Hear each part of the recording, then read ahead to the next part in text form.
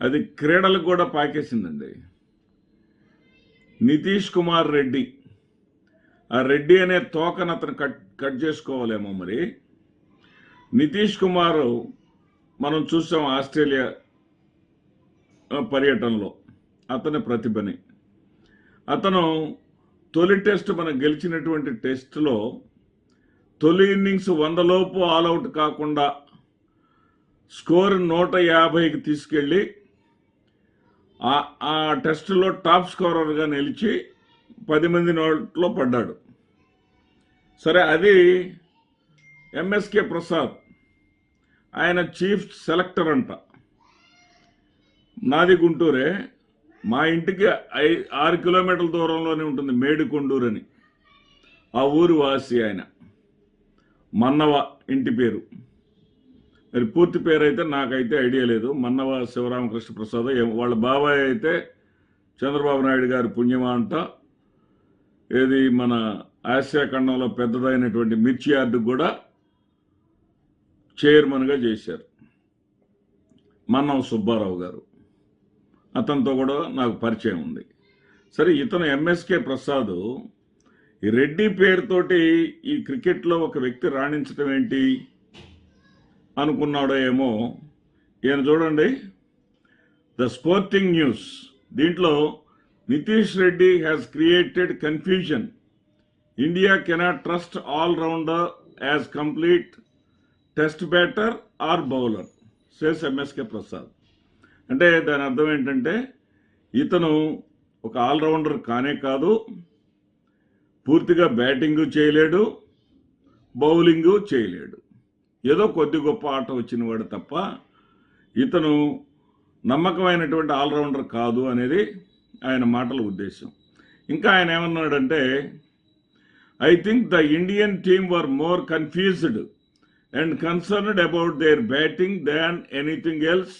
Nitish Reddy has created confusion for the Indian team, he added.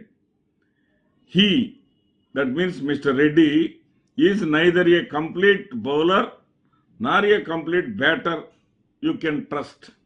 అంటే నువ్వు నమ్మదగినటువంటి bowler కానీ, అంటే సెలెక్టర్లకు చెప్తున్నాడు అనమాట ఇండియన్ క్రికెట్ టీం వాళ్ళకి, మీరు నమ్మదగినటువంటి బ్యాట్స్మెన్ కానీ బౌలర్ కానీ అతను కాదు. This has created a lot of confusion. This is one of the reasons they had to drop Shubman Gill and bring in Washington Sundar to strengthen batting lower down the order. You can't have out someone like Shubman Gill, he concluded. అంటే ఆ కన్ఫ్యూజన్లో ఈ నితీష్ రెడ్డిని తీసివేయలేక Washington లోపలికి తీసుకురావటం కోసం నితీష్ రెడ్డిని పక్కన పెట్టాల్సింది కాస్త పెట్టకుండా శుభ్మన్ గిల్ లాంటి గొప్ప ఆటగాడిని పక్కన పెట్టారని ఈయన వాపోతున్నాడు. నేను బాధపడతా ఉన్నాడు. ఇదే వ్యక్తి ఆయన ఈ రోజున మనం చూసాం, నిన్న ఏదైతే 2 గంటలు లంచ్కి ముందు జరిగినటువంటి ఆట మొత్తంలో భారత జట్టు ఆస్ట్రేలియాకి దాసోహం అయిపోయింది. దాదాపు 5.5 రన్ రేట్ చొప్పున, అది వన్డే రన్ రేట్ లాగా కొట్టేశారు. ఇండియా చేతిలో నుంచి మ్యాచ్ని లాగేసుకున్నారు. 474 స్కోర్ వెళ్ళింది. ఆ స్కోర్ వెళ్ళిన తర్వాత రోహిత్ శర్మ వచ్చాడు. షరా మామూలుగానే 5 బంతుల్లో గాలిలో చక్కగా క్యాచ్ ఇచ్చేసి అక్కడ ఉండలేకపోతున్నాను అన్నట్టుగా వెళ్ళిపోయాడు. మరి ఆ 2 వికెట్లు పడిపోయినటువంటి ఆ తరుణంలో వాళ్ళు ఆ 3వ వికెట్ పడకుండా బాగానే ఆడుకుంటా వస్తూ ఉన్నారు. ఇది రాహుల్, అదేవిధంగా 82 రన్స్ చేసి టాప్ స్కోరర్గా నిలిచినటువంటి యశస్వి జైస్వాల్. సరే, వాళ్ళిద్దరు ఏదో రాణిస్తున్నారులే, ఇండియా కష్టాల నుంచి గట్టెక్కిద్ది అనుకున్నటువంటి తరుణంలో విరాట్ కోహ్లీ అనుభవం కలిగినటువంటి వ్యక్తి కాల్ను నమ్మి, ఆయన ఇచ్చినటువంటి రాంగ్ కాల్ని నమ్మి ఆ అతను యశస్వి జైస్వాల్ కాస్త రన్అట్ అయ్యాడు. అతన్ని రన్అట్ చేసినటువంటి ఫీలింగ్లో ఉన్నటువంటి ఏది విరాట్ కోహ్లీ కూడా అప్పటి వరకు కూడా ఆఫ్ సైడ్ బంతుల్ని గెలకుండా ముట్టుకోకుండా జాగ్రత్తగా ఆడినటువంటి వ్యక్తి ఆ కన్ఫ్యూజన్లో అతను కూడా అవుట్ అయ్యాడు. సినారియో మొత్తం మారిపోయింది. 164 పరుగులకే 5 వికెట్లు పడిపోయినాయి. ఇంకా 110 పరుగులు కావాలా, 111 పరుగులు కావాలా ఏది ఫాలో ఆన్ తప్పటానికి. ఇక ఫాలో ఆన్ తప్పేది లేదు. ఇండియా ఖచ్చితంగా ఓడిపోతుంది. ఈ మ్యాచ్ 3వ రోజే ఫలితం రావచ్చు, లేదా 4వ రోజుకు మహా అయితే ఎక్స్టెండ్ కావచ్చు అనుకున్నటువంటి ఈ పరిస్థితుల్లో ఏదైతే రిషబ్ పంత్ ఒక చెత్త షాట్గా అవుట్ అవటం, మరి అతను రవీంద్ర జడేజా ఎంపైర్ డెసిషన్ వల్ల బలి అవ్వటం, ఏదైతేనేమి 7 వికెట్లు పడిపోయినాయి. 7 వికెట్ పడిపోయిన తర్వాత 8వ వికెట్గా వచ్చినటువంటి నితీష్ కుమార్, అతనికి సహకారం అందించినటువంటి వాషింగ్టన్ సుందర్, వీళ్ళిద్దరి సహాయంతో అతను భారత జట్టుని ఫాలో ఆన్ గండం నుంచి తప్పించడమే కాకుండా ఆయన కూడా సెంచరీ చేసి కూర్చున్నాడు. ఎవడో బయటవాడు తెలుగువాడు కానివాడు కామెంట్ చేశాడంటే అర్థం ఉంది. వెంగ్ సర్కార్ అనేవాడు కామెంట్ చేసినప్పుడు నాకైతే గోబ గుయ్యం అనిపించాలనిపించింది. వెంగ్ సర్కార్ అనేవాడు ఏమన్నాడంటే, వాళ్ళకేంటంటే మన సౌత్ ఇండియన్ ప్లేయర్స్ అంటే వాళ్ళకి కొంచెం చులకన భావం ఉంటుంది. వాళ్ళదే ఆట, క్రికెట్ మొత్తం డామినేషన్ మొత్తం నార్త్ ఇండియా వాళ్ళే ఉండాలి, ముఖ్యంగా ముంబై వాళ్ళు ఉండాలన్నట్టుగా వాళ్ళు ఉంటారు. దాంతో అతను ఇతని మీద ఏమని వ్యాఖ్యలు చేశాడంటే, బంతి బాగా అరిగిపోయిన తర్వాత అతను వస్తాడు, వచ్చి ఏదో T20 అనుభవంతో 4 షాట్లు కొట్టాడు, అతను టాప్ స్కోరర్ నిలిస్తే నిలిచుండొచ్చు, అతని బ్యాటింగ్ని టెస్ట్ ప్రమాణాలతో పోల్చడం సరైంది కాదు అన్నాడు ఆ పోటుగాడు. మరి అతనికి ఒత్తాసు పలుకుతూ అన్నట్టుగా ఎంఎస్కే ప్రసాద్ ఈ నితీష్ రెడ్డి అనేవాడు ఏ రకంగానూ ట్రస్టెడ్ బ్యాట్స్మెన్ కాదు, బౌలర్ కాదు అని చెప్పేశాడు. ఇద్దరి చెంప పగిలే విధంగా ఆడాడు నితీష్ కుమార్ రెడ్డి.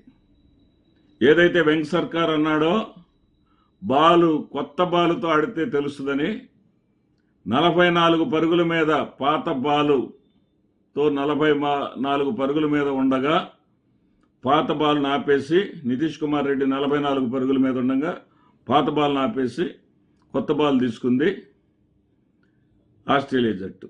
కొత్త బాలుతో కూడా స్టార్క్, కమిన్స్ లాంటి బోలండ్ ఇటువంటి వాళ్ళని ఉతికి ఆరేశాడు నితీష్ కుమార్. పాత బంతితో చేసిన పరుగులు 44 అయితే కొత్త బంతితో చేసినటువంటి పరుగులు 61 నాట్అవుట్. 105 పరుగులు కొట్టి ఎప్పుడో ఎన్నో సంవత్సరాల క్రితం మరో తెలుగువాడైనటువంటి లక్ష్మణ్ చేసినటువంటిది రికార్డు ఫీట్ని సాధించి తెలుగు వాళ్ళందరినీ కూడా ఆనందోత్సాహాలతో నింపాడు. ఇక సాక్షాత్తు ఎంఎస్కేకి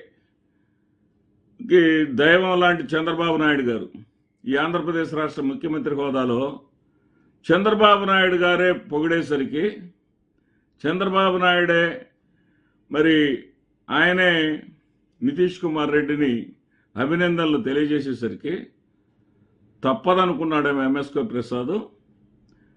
మళ్ళీ మీడియా ముందుకు వచ్చేసి మళ్ళీ లైవ్లోకి వచ్చేసి అద్భుతమైనటువంటి పోరాట పటిమ చూపించాడు. తెలుగు వాళ్ళందరికీ గర్వకారణం అని చెప్పేసి మళ్ళీ మాట మార్చాడండి. ఇది వీళ్ళ స్టైలు. అంటే జగన్మోహన్ రెడ్డి గారి మీద ఉన్నటువంటి వీళ్ళ ద్వేషంతో సమాజంలో ఉన్నటువంటి అందరూ జగన్మోహన్ రెడ్డి గారి సామాజిక వర్గానికి చెందిన వాళ్ళు ఎవరు కూడా రాణించకూడదు. ఒకవేళ ఎవరన్నా రాణించినా సరే వాళ్ళు వాళ్ళ యొక్క కమ్యూనిటీని హైడ్ చేసుకోమని ఉండాలి. ఇది ఎక్కడ నీతండి బాబు, ఇది ఎక్కడ పద్ధతి అండి బాబు? ఇప్పటికైనా సరే పోనీ ఆ ఎంఎస్కే ప్రసాద్ ఏమన్నా హిస్టరీ ఉందా? బ్రహ్మాండంగా భారత్ జట్టుకు సేవలు చేశాడా? ఆయన 15 టెస్టులు ఆడారు. 15 టెస్టుల్లో ఆయన చేసినటువంటి పరుగులు 106. ఆయన టాప్ స్కోరు 11. పోనీ వన్డేళ్ళు ఏమైనా ఎరగదీశాడా? ఆయన ఆడినటువంటి వన్డేళ్ళు 15 వన్డేల్లో ఆయన చేసిన స్కోరు 131. ఆయన వచ్చేసి నితీష్ కుమార్ ట్రస్టెడ్ బ్యాటర్ కాదు, బౌలర్ కాదని చెప్పేసి అంటాడు. అంటే ఇది కుల దురహంకారమా, కుల ద్వేషమా? బాబు, ఎవరైనా సరే ఇతర రంగాల్లో రాణించేవాళ్ళు మీ కులం అనేది బయట కనపడకుండా, బయటకు రాకుండా ఆ కులం పేరుని కట్ చేసి ముందుకు రండి స్వామి. ఎందుకంటే ఇలాంటి వాళ్ళ అసూయ ద్వేషాలను తట్టుకోలేరు మీరు. ఇది మాత్రం ఆ తండ్రి నిజంగా ఎప్పుడైతే వాళ్ళకేమని ఉంటుంది, ఆస్ట్రేలియా వాళ్ళకి ఏమని ఉంటుంది, ఈయన సెంచరీ కొట్టకుండా చేయాలి, కుర్రోడిని సెంచరీ కొట్టిస్తే ఎట్లా అని ఉంటుంది. సరే, అతనేంటి మొదట 5 బంతుల్లో 1 పరుగు రాలా, 6వ బంతికి సింగిల్ తీద్దాం అనుకుంటే 2 పరుగులు ఉంటే అక్కడ 2 పరుగులు తీసేశాడు. 7వ బంతి నెక్స్ట్ ఓవర్కి వెళ్ళిపోవాలి. నెక్స్ట్ ఓవర్ అవతల ఉంది ఎవరు? బుమ్రా ఎక్కడ అవుట్ అవుతాడని భయంతో ఉంటే 3 బంతుల్ని బ్రతికాడు అన్నట్టుగా బ్రతికాడు. తర్వాత సిరాజ్ వచ్చాడు. సిరాజ్ను కూడా అవుట్ చేయాలి. బుమ్రా తర్వాత సిరాజ్ కూడా అవుట్ అయితే ఇతన్ని సెంచరీ కొట్టకుండా ఆపాలనేది వాళ్ళ ప్లాను. ఎట్లాగో సిరాజ్ మరి ఆ 3 బంతుల్ని కాపాడుకోవటం, నెక్స్ట్ ఓవర్లో మొదటి బంతికే మరి నితీష్ కుమార్ రెడ్డి సెంచరీ పూర్తి చేయటం.